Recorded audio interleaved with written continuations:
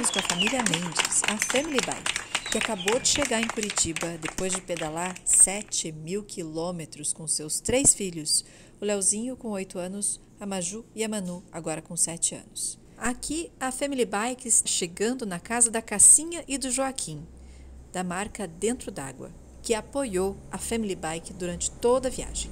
Começou da seguinte forma. Saiu dia 13 de junho de 2024. Saímos aqui de Curitiba.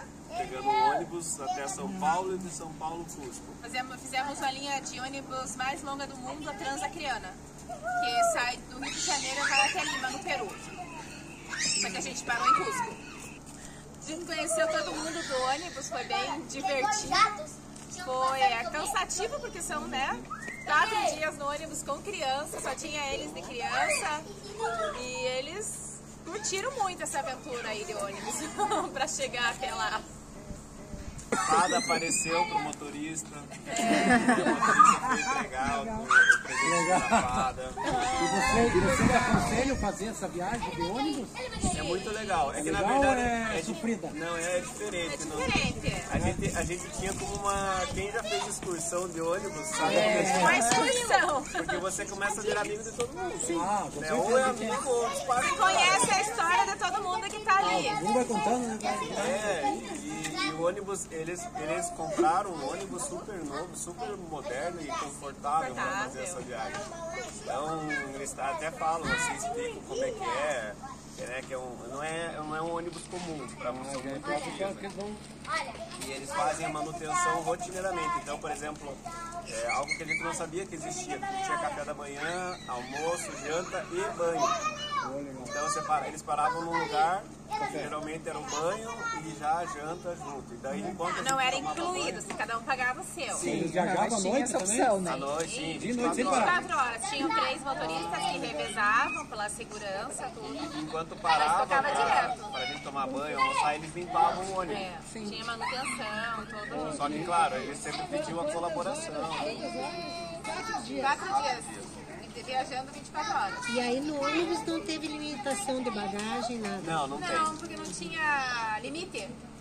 Não tinha limite, a gente se informou antes, claro, né? Existe uma cota que eles falam que é 150 quilos. 50 quilos. O avião, ele leva tudo, mas ele custa muito caro. E cada equipamento extra, a gente paga como um equipamento especial. A gente paga como uma bagagem especial. Hoje a bagagem especial está custando na faixa de uns R$580. Então, no nosso caso, seriam 5 bagagens especiais, mais as bolsas, mais digamos, a bolsa de porão que a gente tem que ter.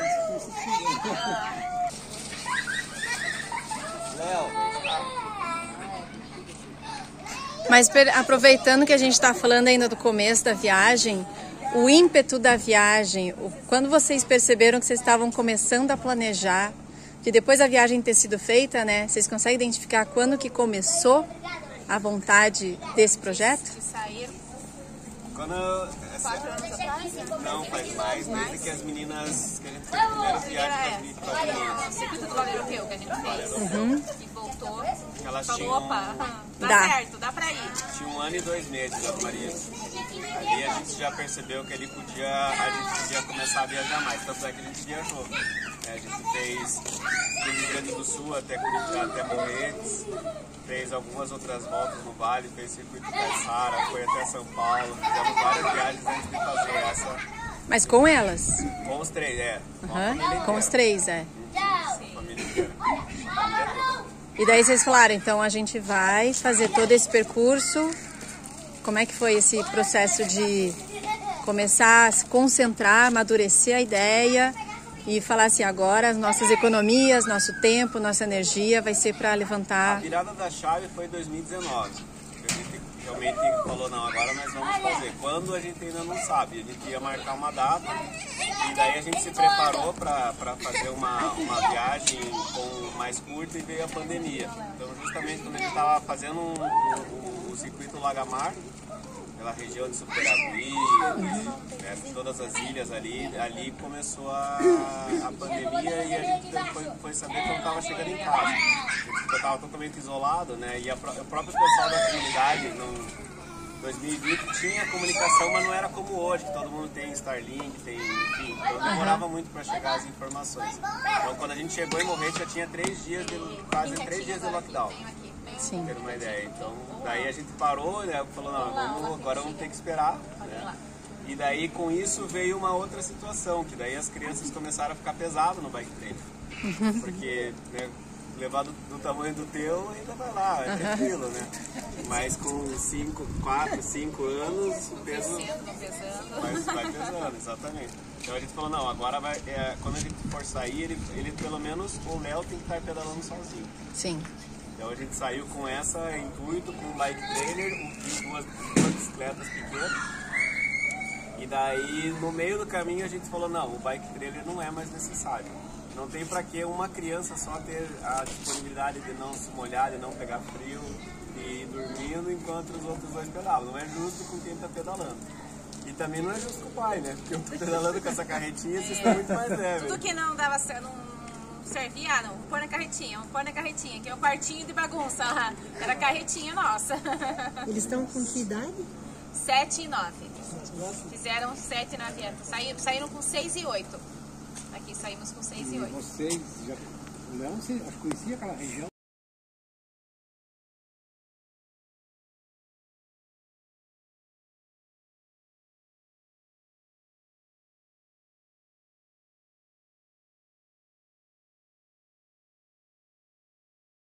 Viajar em família é quase radicalmente diferente de você pensar sozinho viajar, embora você passe por todas essas situações, né?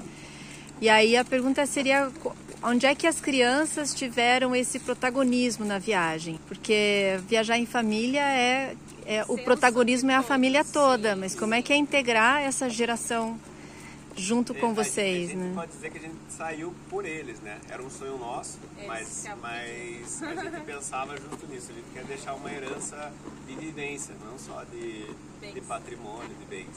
Então, essas vivências, a gente fala, como é que a gente propicia, né? A gente sabia que o Leozinho, né, desde novo, ele era super fã da aventura. Em Morrete, é mais fácil de ter uma atividade outdoor.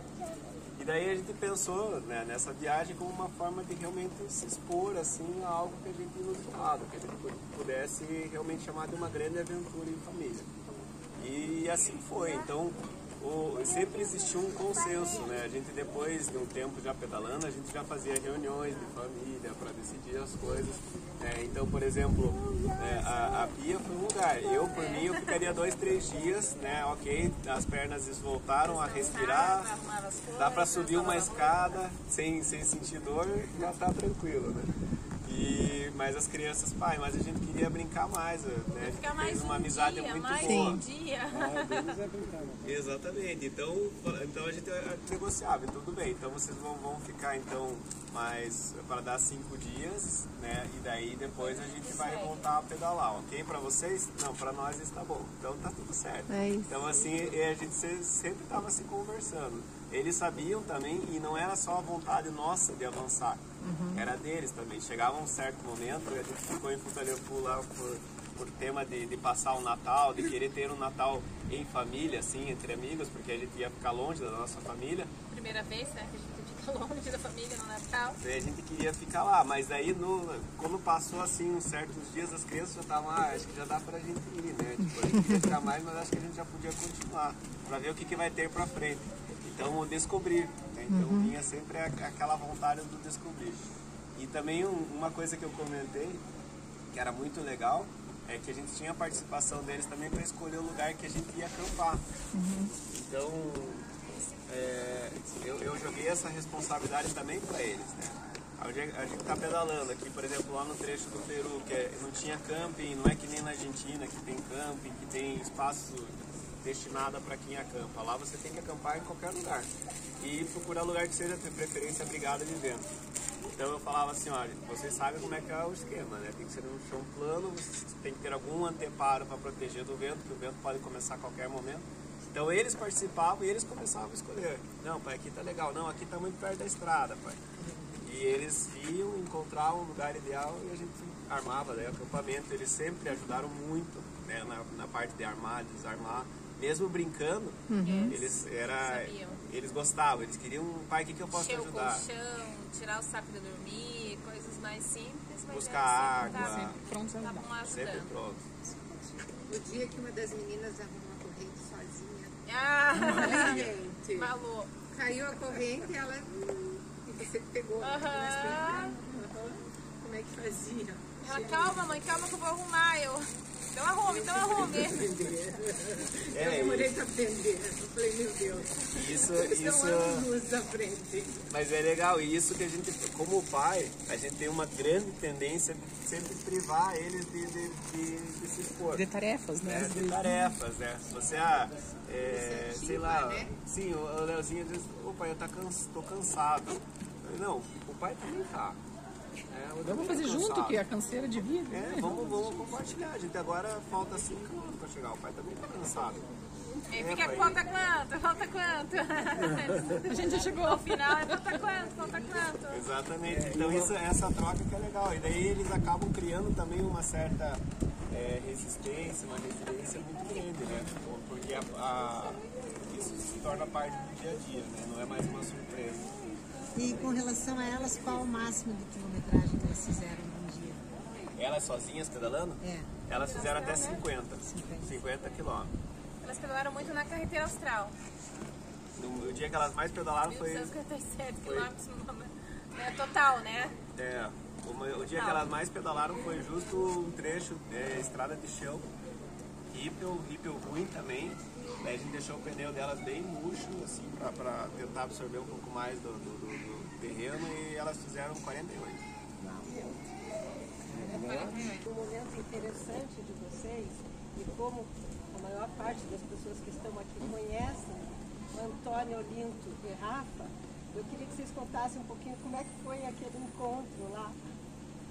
Mendoza, né? E os palatas. Uau! Argentino chama os padiata. Chileno não, né? Também. Impossível de acontecer, aconteceu com eles, né? Sim, a gente acompanha eles, né, há muito tempo, mas a gente nem estava acompanhando aquele momento ali, nem imaginava, porque eles não estavam atualizando as redes. E a gente parou, acabou de chegar do pedal nessa cidade, estava parado tomando um sorvete ali com as crianças, e eu tava olhando assim pro nada, e eu vi vindo ali, falei, eu conheço, ai! A Rafa e a Linto! Caramba! Nossa! Sim, tipo, a gente acompanhava eles na rede social, Sim. só via no virtual, e ver eles ali, do nada. E eles também, a gente também estava desatualizado de cronograma, assim, então geralmente a gente não postava exatamente o lugar que a gente estava. E eles igual, né? Então não tinha como saber. E a gente viajando, a gente ficou muito fora de rede social. A gente postava as nossas coisas, mas mas não não via. conseguia acompanhar dos outros. Acho que quando para tem muita coisa para fazer, né? Sim. O celular era a última...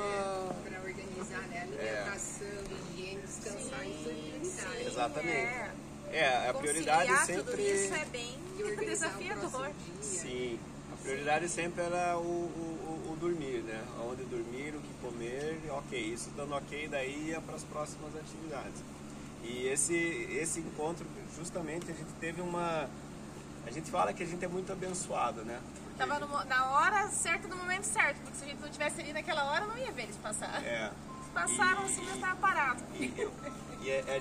O fato de a gente ser abençoada não é só pela questão de vida, a gente vê também pela questão de energia, né? Do que a gente estava atraindo por estar com uma energia tão boa no que a gente estava vivenciando. Então, as pessoas que a gente encontrou, justamente como hoje aqui o exemplo, a Pia, que a gente se conheceu no meio do caminho, é um exemplo disso. É uma atração que as pessoas falam, não sei porquê, parece que a gente já se conhece de tanto tempo, né? E justamente nesse trecho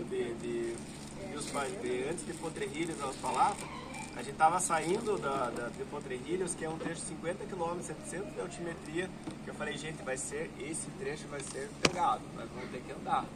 Com 700 de altimetria é mais ou menos, para você ter uma ideia, como você sair de Morretes e subir quase até o pedágio, né? Então são 900, seriam 200 metros a mais, que a gente ia fazer esses 50 km. E a gente justo foi entrar na estrada, viu que tinha muito caminhão parado, e eles começaram a vir bater fora, a gente já viu vocês, a gente conhece da rede social. Ah, tira a foto, beleza. Mas eu falei pra ele, por que vocês estão tudo parados aqui? Já são 8h30, quase 9 da manhã, né? Vocês estão parados pro café. Não, nem te conta, a estrada tá fechada, tá atrapada aí por tema da neve. Daí eu falei, neve? Sério? Aí tá bom. Não tava nos planos, né? Mas beleza, mas eles não vão impedir porque vocês estão de bicicleta. Então é até bom que vocês não peguem o movimento. Gente, a gente tem 50 km sem passar um veículo por nós. A gente pedalou sozinho na estrada. Mas tinha muito gelo? Não, até aí não tinha nada. Aí eles travam a estrada e a estrada, canto, né? e a estrada ficou parada. Então a gente chegou em Uspallata, desceu como o Leozinho pedalou muito nesse dia também. E as meninas igual estavam ajudando, e eu falei, não, o pai vai pagar um sorvetão pra vocês aí, eu vou comer um junto, cara. Eu tô morrendo de vontade, né? Daí a gente sentou pra tomar o sorvete, e justo a gente começou a tomar sorvete, começou a passar caminhão. Um atrás do outro, assim, seria... A gente ia ter que parar de pedalar, porque não tinha folga, assim, era como se fosse um trem passando de caminhão. E nisso a gente viu 2 ciclistas vindos assim no meio daqueles caminhões. Eu tava olhando no nada assim, daí eu... E de repente eles olhavam pra nós e paravam, olhavam pra nós e paravam. Mas não é possível, ele falou. Daí a Priscila começou a gritar. Uau! Então foi muito, sim, espontâneo, né? Muito espontâneo. Aí eles pararam e a gente conversou. E por foto pra mim. Né? A primeira reação eu falei, Cassia, olha que a gente tá... E por coincidência a gente foi buscar um lugar pra dormir e a gente ficou no mesmo hotel que eles. Sim. E daí subimos ainda lá, o trecho fomos café junto, no dia seguinte fizemos um trecho junto. Então até a estrada, que é a mais a ligação mais movimentada entre a Argentina e o Chile, né? É esse trecho a gente pegou sem veículo. Ah, então, que pra você ver como a gente tem sorte, caminhão. né? Foi realmente abençoado. E aqui, ó.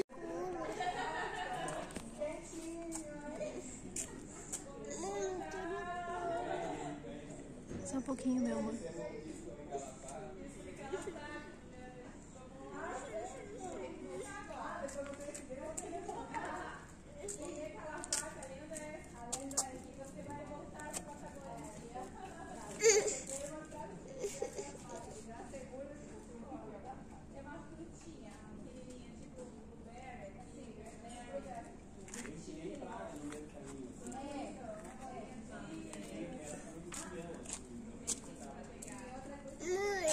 Oi, meu amor.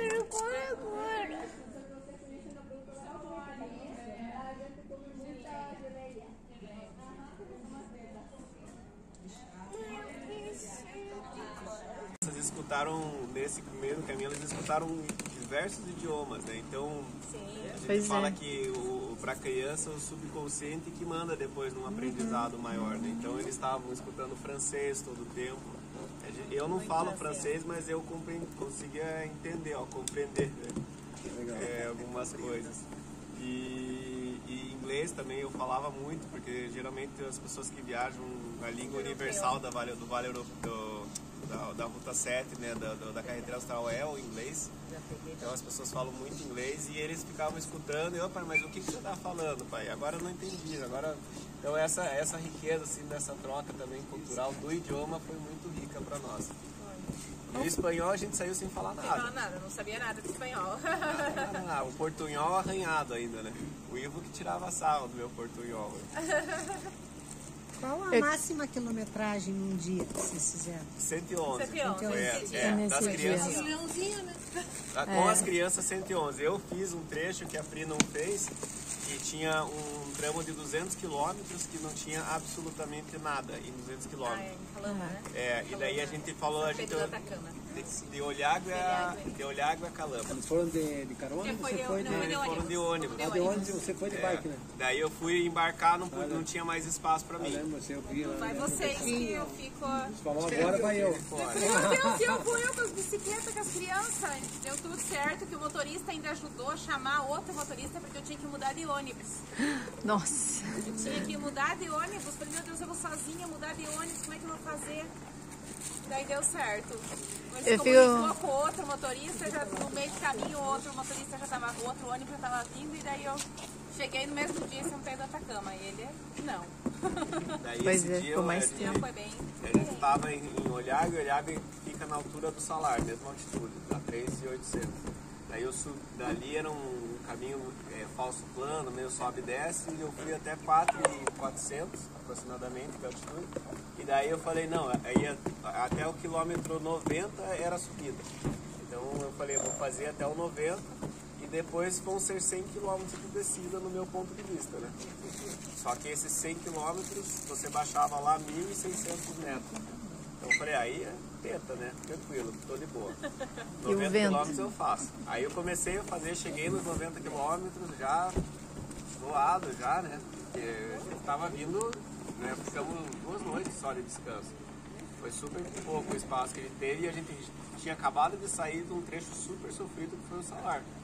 O Salar a gente pegou muito vento contra para sair dele, os últimos trechos foram duros, com muita calamínea, muito terreno macio, difícil de pedalar, muito difícil mesmo. Aí ok, saí 90 km feito, eu falei, agora vai começar a descida. Não começava, não conseguia sentir descida. Aí nenhuma descida que eu vi que era descida, eu comecei a pedalar e parei. Tava 18 por hora, parei na bicicleta, 16, 14, 12, aí que eu me liguei, eu tava com o vento contra. E o vento vinha justamente na minha direção. Então aí eu fiz, depois disso eu fiz mais 70 quilômetros até chegar em uma pequena povoado, que era uma comunidade de quem arrumava, era uma obra que tinha, então era um canteiro de obras, justo nessa comunidade que tinha. E daí eu fiz nesse dia 163 quilômetros até chegar nessa comunidade. Cheguei às 9h30 da noite. E eu preocupada porque não dava notícia. Não tinha sinal. Não tinha sinal. Foi Desafios. sensacional para vocês. A gente costuma dizer que até os maiores aventureiros pensam 2 vezes antes de fazer uns projetos como esse, né?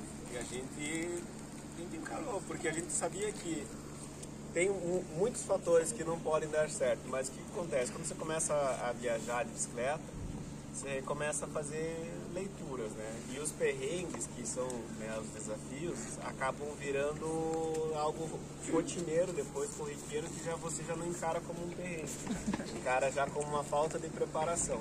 Então, claro, no primeiro momento é um perrengue, depois é uma falta de, é um não planejamento, porque você já viveu aquilo, né? Então a gente foi ficando cascudo, lá, a casinha com as crianças, que te acompanham. Foi Pega lá, ela pegou os balões. a gente comentou, como é que vocês faziam quando tinha um trecho lá, por exemplo, que vocês fizeram, que é um trecho totalmente nosso. A gente tinha comida para 3 dias sempre, um backup, né? Era comida leve, que não pesava tanto. Eu levava. Ele levava 20 quilos de comida, mas era leve. A gente tinha barraca, a gente tinha equipamento para dormir, então chuva e frio não era um problema para nós. Claro que é desconfortável, né? Você ficar pensando que você vai pegar isso todo dia, mas foi a proposta, né? É o que a gente se propôs a enfrentar. Então, diante disso, às vezes vocês acham que a gente está sofrendo, passando uma noite num lugar frio, porque nada, a gente estava super tranquilo, Equipamento certo, dormindo bem. barraca certa. Exatamente. O equipamento nessa hora, a gente fala que a gente não tinha objetos, a gente tinha muita coisa, tinha poucos, mas que era para resolver o problema. Tudo que a gente levava era o essencial do essencial, né? Que realmente era útil, realmente era necessário. 2 calças, 2 meias. Vocês desapegaram de alguma coisa nesse? Assim, acharam que foi demais? Muito, coisas que nós levamos, sim, muitas coisas. Levaram mais do que precisavam? Levamos mais do que precisava. No primeiro, antes de sair de Cusco, a gente já deixou uma mala com 20 quilos. Não vamos precisar. Não vou precisar. É. Aqui, antes de entrar no ônibus, deixou uma coisinha ali. Abertura da barraca. Ah, é verdade. Tá lá ainda. É verdade. Já nem foi, né? Foi deixando. E daí a gente tinha uma regra, se não usava e durante 20 a 30 dias, tirando, salvo equipamento de frio, era descartado. Então a gente presenteava alguém, do ano. E a carretinha foi uma dessas, a gente deixou para alguma família que fosse, né, que precisasse, lá numa cidadezinha chamada Juliaca, no Peru, que é justo um dos maiores, agora está fechado, mas era a maior casa de ciclista mais conhecida de todo o trecho da América do Sul, de um senhor chamado Giovanni. Daí ele falou, deixa para vocês, quando passar uma família que esteja precisando, né, que esteja com o bike trailer meio ruim e tal, pode dar de presente. E a gente também fez uma parceria muito boa com uma loja de bicicleta e conseguiu essa Aro 24 do Leozinho. Ele subiu na bicicleta, no primeiro dia fez 50 km com a bicicleta. Nunca tinha pedalado na vida. E tranquilo, ele falou, não pai, estou de boa. E o dia que ele fez 100? 111. Mais Com o maior orgulho. Porque aquele dia, quando eu li, eu chorei. Porque o dia que eu fiz 100, eu chorei, eu falei, meu Deus, esse menino vai fazer quanto mais? Porque é muito, né? É muito. A gente estava saindo de Chaltén, o Chaltén, que é a cidade do track. Ainda mais lá que a gente esteve. Foi bem emocionante ver vocês lá. Ah, que legal. A gente saiu dali e daí foi até a Ruta 40 e a gente ia dormir num abrigo que tinha justo no cruzo da Ruta 40 com a outra. Mas estava tão sujo, já tinha 2 ciclistas que a gente falou, não vamos disputar espaço. Vamos mais pra frente um pouco aqui. E a regra de quem viaja nesses trechos, quem chega primeiro tem a preferência. Então a gente pegou e tocou, só que começou a pegar, o vento já estava meio lateral, e a gente começou a pegar vento contra. Então os últimos 30 km foi de puro vento contra, bem difícil. Até chegar, a gente passou o rio La Leona, e daí só viu que tinha um camping. Eu tinha visto no Overlander que ali era um camping. Daí a gente chegou, pediu se tinha camping, eles falaram que era possível. Só que antes da gente entrar, o Leozinho falou, pai, eu não tinha visto ainda. Eu falei, o que foi, filho? Olha quanto eu fiz. Aí quando eu olhei, que eu não tinha me ligado da distância ainda, né? A gente tava só pedalando. Daí eu falei, caraca, bicho, você é o cara mesmo. E ele ficou todo orgulhoso, daí a Pri pegou o celular, porque eu não tive reação, eu já tava em Nárnia, já com a reação dele, né? Daí a Pri pegou o celular e filmou ele falando. Então foi muito... O relato dele. É um orgulho, porque você vê a evolução, né? Você vê a evolução de alguém, quando ele saiu 30 km era cansativo pra ele falava. E depois fazer 100 km e brincar. Chegou no campo e foi correr atrás de comer fruta. Era cheio de maçã, pera. E eles pegaram, comeram ali até nós armar a barraca e organizar tudo ali, a janta. Eu vou fazer a pergunta que o Aron fez, que eu falei para vocês. Eu acho que é a minha última pergunta. É a pergunta do Aron. Tá, ele perguntou... então tá, mãe, eles estavam pedalando assim tanto, né? O que eles queriam encontrar? Eu respondi já, ela me fez essa pergunta. A gente falou assim, no primeiro momento a minha resposta é, não sei, a gente foi atrás de um ideal, de uma vivência, mas o que a gente acabou encontrando foi pessoas maravilhosas. Paisagens sim, mas muito mais pessoas. Uma riqueza de cultura, de engrandecimento do ser, né, de evolução mesmo, porque essas questões de você enfrentar dificuldades, perrengues, faz para qualquer um, né? Uma doença mesmo faz você voltar muito mais forte, né, quando você supera. Então a gente na bicicleta a gente via isso, a gente tem, quem pedala sabe que você fica, quando você está pedalando você fica muito introspectivo, né? Você acaba viajando dentro das ideias da tua cabeça, o que você fez, o que você deixou de fazer, o que você deveria ter feito.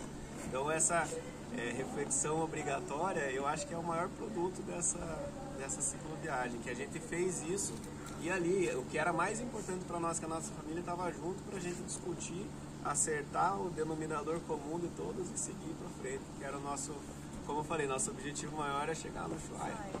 Então foi tudo conspirando para acontecer isso no caminho. E é isso aí. Só fio. Deserto. E a conversa continuou lá na Casa da Cassinha, na Casa da Dentro d'Água, marca que apoiou a Family Bike nessa jornada por 7.000 quilômetros, dentre eles a Carretera Astral, um lugar de uma paisagem incrível que deve ter ampliado e muito a geografia interna deles, dos pais e das crianças. Foi uma ótima conversa, o programa fica por aqui. Quem quiser acompanhar mais, Family Bike no Instagram, para acompanhar as próximas viagens, as próximas aventuras dessa família que nos inspira. Até a próxima. Já tá trocando as palavras. Já. Eu vi aí você falando que já estava puxando um pouquinho para, né? Sim, Porque é muito tempo, né? É, muito tempo. Muito tempo. As camisetas que são as mesmas, desde que É a mesma, é. A gente meio que fez questão de não mudar, porque a casinha mandou pra nós uma reposição. Mas eu falei, vou usar isso aqui sempre. Não, não. Pra ver o que aguenta. Eu não conhecia. Era a Cláudia, né? Acho que é a Cláudia.